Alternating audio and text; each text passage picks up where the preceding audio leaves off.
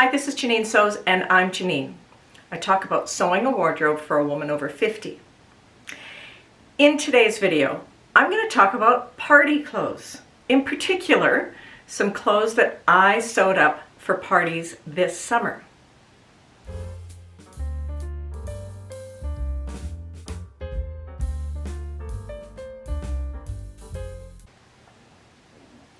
Today, I'm wearing a top that I sewed probably 6 years ago. 2017 was 6 years ago. This is Simplicity 8138, which is just a really simple sort of elliptical shaped top. The pattern isn't intended for knits, but I did sew it in a knit. And the thing that makes this pattern a little more interesting is in the back. There's a yoke and there's a bit of shaping. When I put this on this morning, I realized that I must have sewn this when I wasn't trying as hard to fit things better because the bust darts are for a 15-year-old. We were invited to a theme birthday party this summer, and the theme was Austin Powers. My mind immediately went to the 60s version, the first Austin Powers movie, and I decided to sew up a mini dress. So the first thing I went looking for was fabric. And I found this very 60s looking fabric at Blackbird Fabrics in Vancouver. This is a poplin rayon, and it wasn't quite what I was expecting. I was expecting a poplin that was a little bit crisper, more like a cotton poplin, but instead it's very drapey. And now I understand that the poplin is the weave, it's not the crispness. So it was a lesson learned. So the dress didn't turn out quite as I had envisioned it, but it's certainly very wearable. The pattern that I used is a free one. It's the Alice & Co. Mary Quant style mini dress. And that pattern was produced when there was a Mary Quant exhibit at the Victoria and Albert Museum in London. There were 2 free patterns produced, both for Mary Quant style dresses, and I'm going to link them down below if you're interested. I used this pattern once before. I made a long sleeve dress out of faux stretch suede. I haven't worn it much, but I did write a blog post about it that I'm going to also link down below. This time I decided to make the sleeveless version. And you can see this has the very 60s collar. It's the rounded collar, and then the keyhole opening. Otherwise, it's a basic shift dress. It has bust darts in the front, and it's just a shift. Because of the drape of this fabric, I felt that it needed a little bit more shaping. It just kind of hung against my body in ways that I didn't love. So I wound up adding some fisheye darts in the back. So it has a little bit more shaping in the back here. Then when it was all finished, the fabric had stretched a little bit. I don't know if it was entirely the fabric or if it's also the drafting of the sleeves, of the armholes, but I wound up having to add some little darts here, just so it didn't gape too much. And it's fine now, but I should have stay stitched the armholes on this, and I didn't. I just didn't think it was going to stretch that much. Just a lesson learned about working with this fabric. The fabric is a little bit, well, it's lighter than I wanted it to be. So I wound up wearing this over a slip, but it was super comfortable and it was just right for the party that we went to. I didn't have a costume on. I had a dress that I would definitely wear again. So I was successful in the goal of sewing a dress that would be wearable and would also work for the theme party.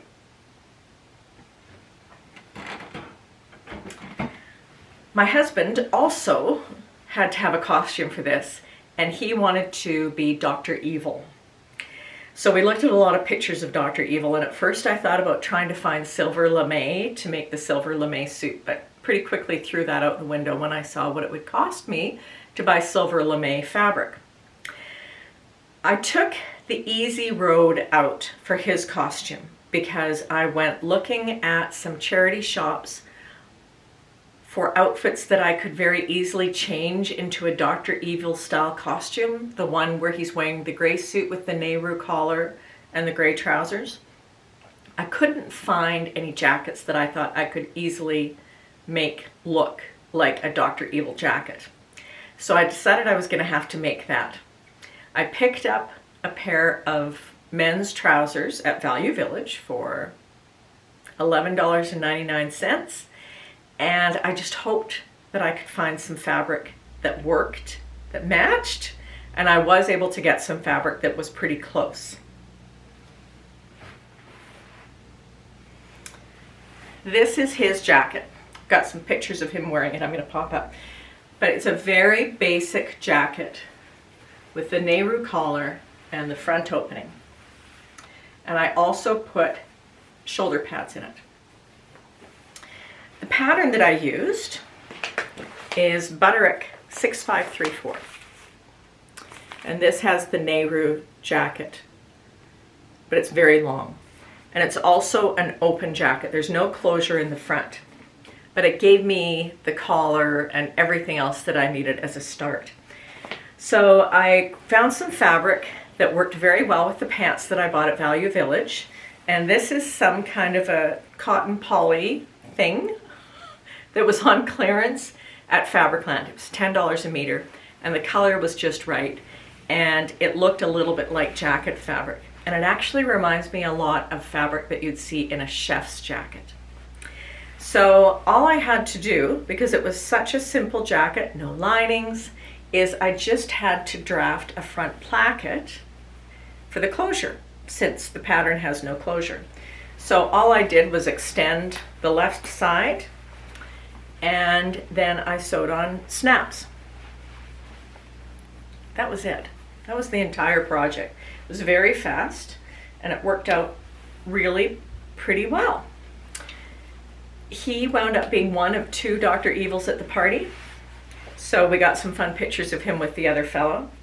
And this is one of those garments that I sewed that I'm not sure will be worn again, but I mean, maybe we could change it to a chef's jacket if needed for something else. But it was just a really fast little project, and we both had our costumes for the party. As I said at the beginning, I had a couple of parties to sew for this summer. And the second party was Calgary Frocktails, which was last Saturday night. And it was very successful. We had a full house. Everyone seemed to really enjoy themselves. There were amazing door prizes and goodie bags, and everyone seemed to walk away happy. I hummed and hawed for weeks over what to wear, and I couldn't quite decide, because it's not even in the back of my mind anymore. It's in the front of my mind that I only want to sew things that fit my life and I will wear many times. So I didn't want to sew another dress. I sewed a dress for Atlanta Frocktails and wore it a few times. I sewed a dress for Edinburgh Frocktails, and it was only worn once. Hasn't been worn again. And I didn't want to do that again, because it's a waste. It's a waste of my time, my energy, of resources, and I don't need a closet full of stuff I'm not going to wear. So I wound up sewing 3 pieces, only wore 1. The other 2 pieces will be worn at another time, just not for Frocktails.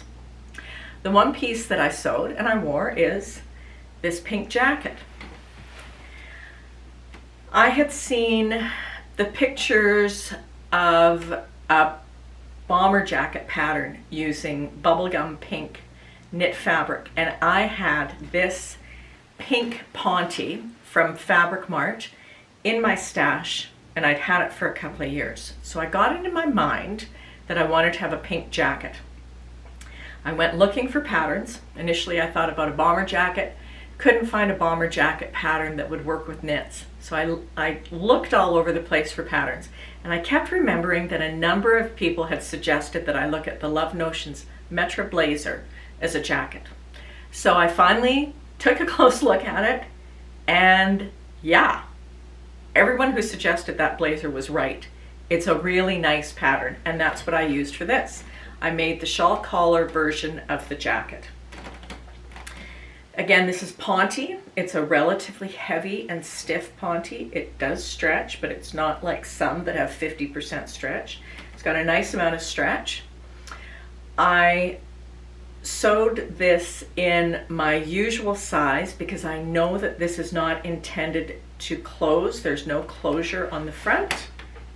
It's just open. And I actually reached out to another YouTuber, Megan G Makes, who's also from Calgary, and I asked her about the fit, and she said, yeah, just sew your regular size. So that's what I did. And it seems to fit quite nicely. Fits in the shoulders. I used the full bust option with the shawl collar. It has a seam in the back. Well, so many of you have made this, you probably know this. It has a seam in the back, and then it has the facing in the front with the welt pockets. And it's sewed up so nicely. It was so easy to sew. The only thing that I did on it, and this is a mistake that I made once before when using a knit for a jacket. The facing and the jacket front were off by, gosh, 2 millimeters. So I stretched to fit, and you can see the curve. That's because I stretched the fabric. Lesson learned. It wasn't terrible. It doesn't show too much, but I have to keep that in mind in the future. I just can't stretch if I'm working with knit fabrics because it's just gonna be misshapen. It's sewed up so quickly, and it fits nicely, and it was super comfortable.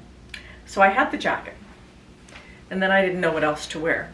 So I dug into my closet, and I wound up pulling out a dress that I made in May of 2022. And I did post a video on it. I'm going to link that up here. And that's Butterick 6873. It's a wrap dress, and it just happened to coordinate really well with that jacket. So that's what I wore to Frocktails. I made a jacket I will wear again, and it's something I can wear throughout the year because this would be nice with a turtleneck sweater, jeans. And then I re-wore a dress. So I can feel good about not adding another dress to my closet and creating something that will be worn again.